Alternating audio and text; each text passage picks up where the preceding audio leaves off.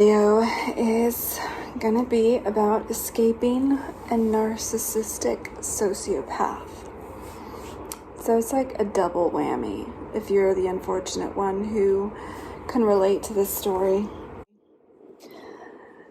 It's being told because it needs to be told. And more people are starting to talk about narcissism, and it was actually given a word not that long ago, and gaslighting is one of their favorite things to do as a narcissist. And I had the unfortunate experience of being married to one for 5 years, and even worse, having a child. It's bad enough when you have to try to divorce someone, but when you have kids amongst that process, it's amplifies it tenfold. And there are some pretty crazy stories out there, worse than mine. So mine is tame compared to many that I've run across and heard. There's a lady who actually started something, a business educating women how to divorce these types of people and the tools to use, because they will use the courts to harass.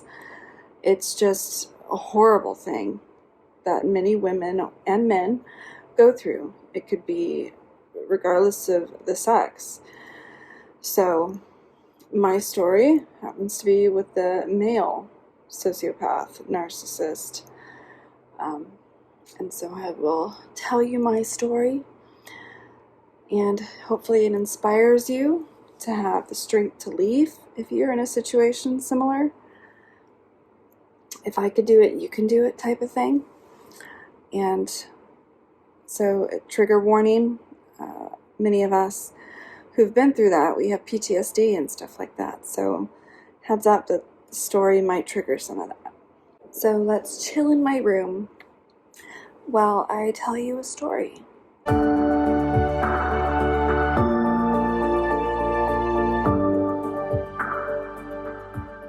Many believe that empaths are attracted to narcissists, and it's just because we have a natural desire of wanting to help and heal.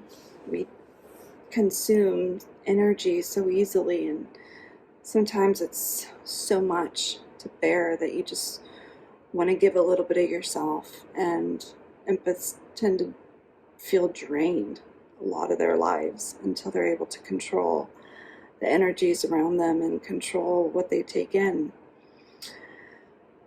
So people like us that are typically kind, submissive, typically the ones that listen to their parents as they were growing up, are the ones that end up being in this kind of situation with the narcissist. For me, I grew up in a very Christian, strict home, and I was very submissive to my parents. I did what they asked. I wasn't allowed to date. I was 20 and I still wasn't allowed to date. And I submitted until one day I just had it.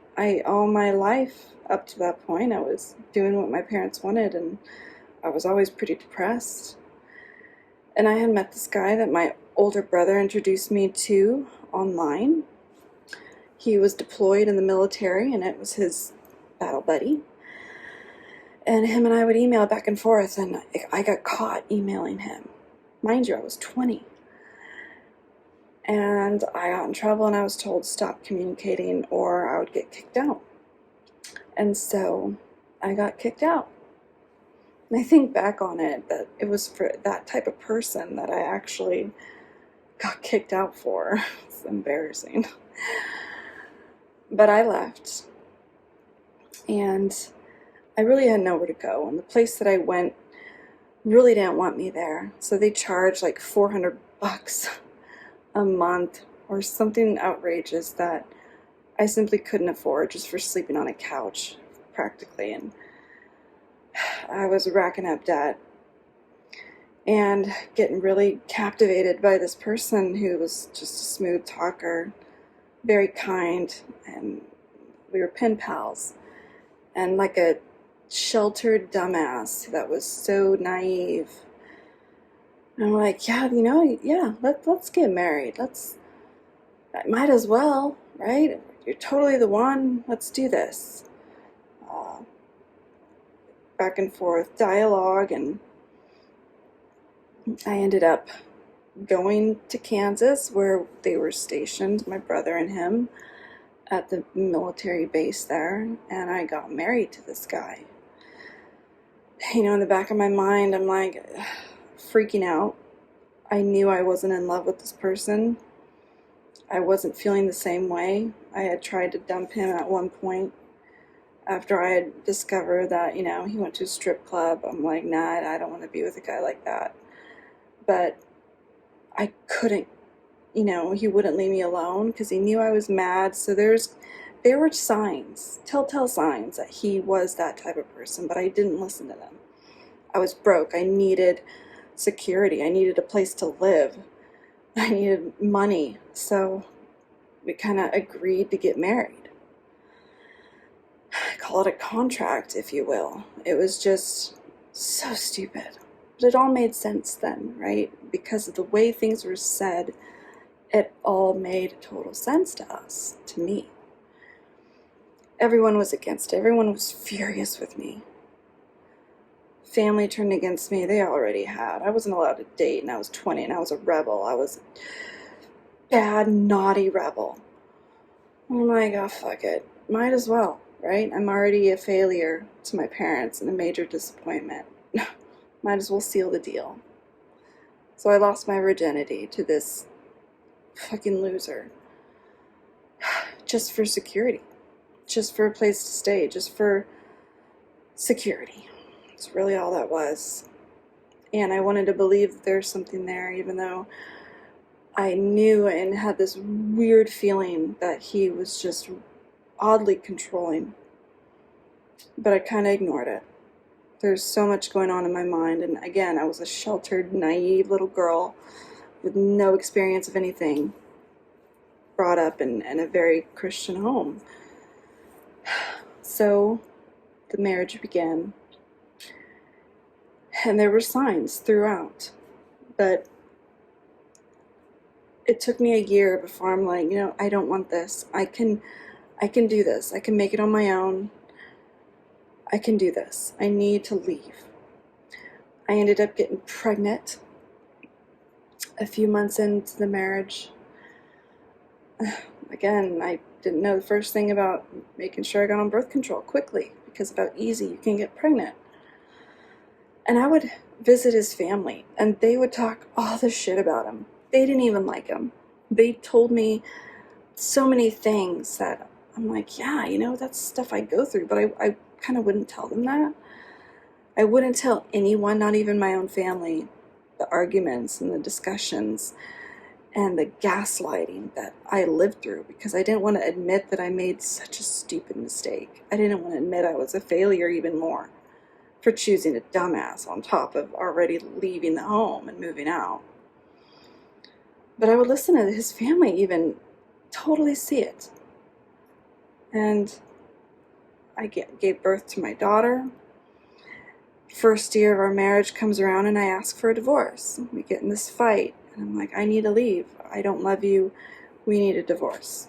If you try to divorce me, I'll take my daughter. You'll never see her again.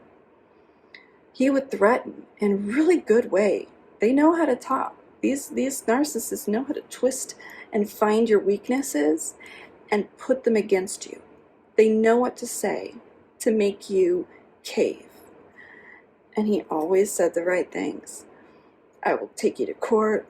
You have nowhere. The courts wouldn't even let you have the child because you have no job. You have no home of your own. You have nothing. And it was true. I believed him. Years would go by. We moved to Germany. We were stationed there. We got in another fight. I wasn't allowed to do so many things. The marriage was full of rules, strictness, just having complete control over me. So many arguments of just feeling like a shitty ass person. They really want to tear you down so you feel like you need them. If you would do anything wrong, they won't let it go. They twist the knife and just screw it in deeper and deeper. And just so you feel like you're losing your mind. You feel like you're the crazy one. And that's how they keep you there. That's how they keep you weak. That's how they have their sick power over you. But again, on top of him being a narcissist, he was a sociopath. So he actually believed the lies he would say. He would tell me something, a full-blown lie, and actually believe it, and then made me think that I was the one going crazy. You really do not know what it's like until you've experienced it. It's that kind of situation that might not even sound that big of a deal hearing in a story. You have to have lived it to really feel the mental trauma and torment. I would have rather have been physically beat than have lived through that mental abuse. So one night I wanted to grab my daughter and leave and take the risk of being taken to court and my daughter taken from me and him doing all the attacks that he said he would. But I couldn't find my passport. He hid it. He hid my license. I couldn't escape. He wouldn't let me go. So I was a prisoner in another country. And I should have called the cops. I should have ran, but they make you doubt yourself. And you're not thinking clearly, you're not being sane, you're in a totally different person. That you think back, once you actually make it over the hill and you look back, you don't even know who that person was. You don't know how you made it, you just made it. And you're not even that person. You don't recognize them. We came back to the States, and meanwhile, these 5 years of marriage, this guy avoided deployment. He made sure to avoid deployment.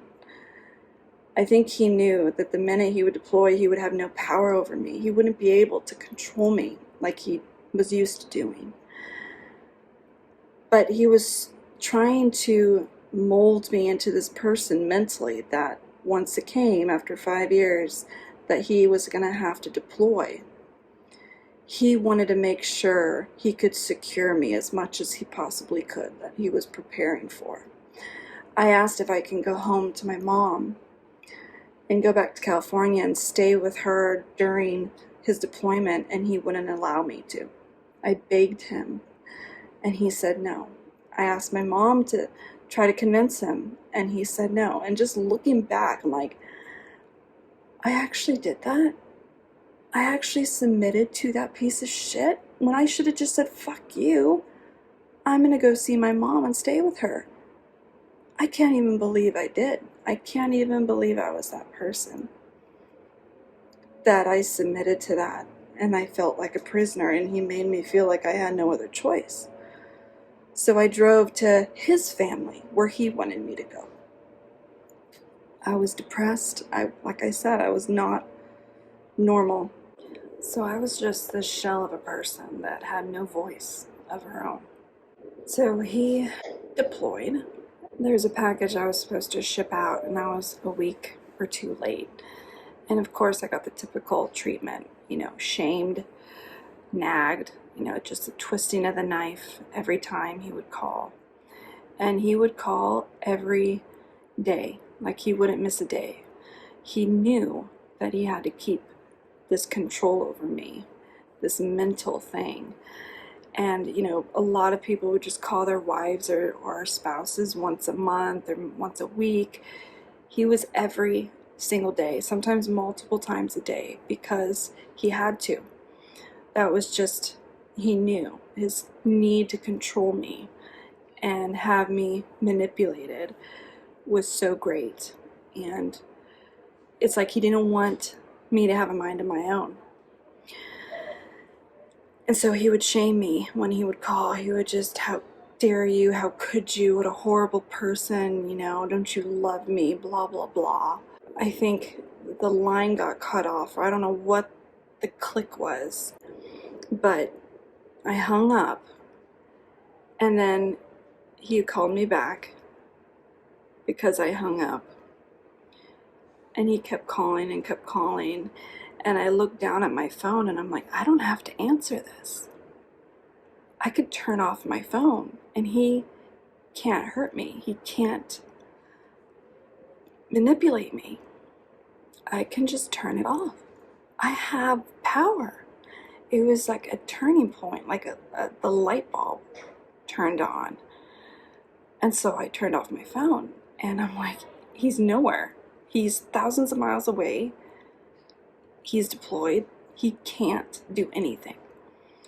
And I just felt this thrill of, it's like this person came out of the shell, but fresh. Like she didn't know who she was.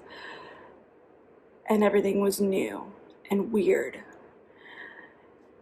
And it was about a few weeks later from that when I started to be more assertive on when I answered it, when I would hang up, holding the power when it came to that communication. It was about a few weeks after that light bulb went off that I'm like, I want a divorce again. For the 5th time of me asking, I am gonna actually go through with it. And he knew. There was something about what I told him that he knew that this was gonna happen. And he was starting to freak out. He got the chaplain involved, had the chaplain try to call me and talk sense into me and say, just go to counseling. I'm like, no, I'm done. And I drove back to where we were stationed, our home in the States, which was Washington. And I disobeyed him. I went back home. And I was mainly going back so I can kind of breathe, find my bearings, and just kind of see what I was thinking, try to slow my brain down. I was determined to divorce, and nothing was going to stop me. I had made it clear I was divorcing. That for the first time in my life, I hold the power. There's nothing you could do about it. So I started planning, and I knew that all the threats that he had said was true, that he would do it. He would try to take my daughter. He would take me to court. He would never let me go. He swore he would, and so I knew he would. I was trying to do my best to mentally and physically prepare for this battle, but I had no clue what I was in for. It drained the shit out of me, and it was something that I look back on, and I could only have gotten through it with God's help. It turned out to be extremely difficult, which kind of is the next chapter of this story. A turning point into discovering who I am and going through hell to protect myself and my daughter and start a new life with literally no support except one person. And I will finish the story when I take a mental breather. But I wanted to share the part 1 of what kind of, how it led up to the light bulb. But that is just barely the beginning. Like I said, the real battle began dealing with a narcissistic sociopath is when you actually do leave. You're not allowed to leave. And so they will do anything to make sure you pay for doing that to them. And he made good on his promise.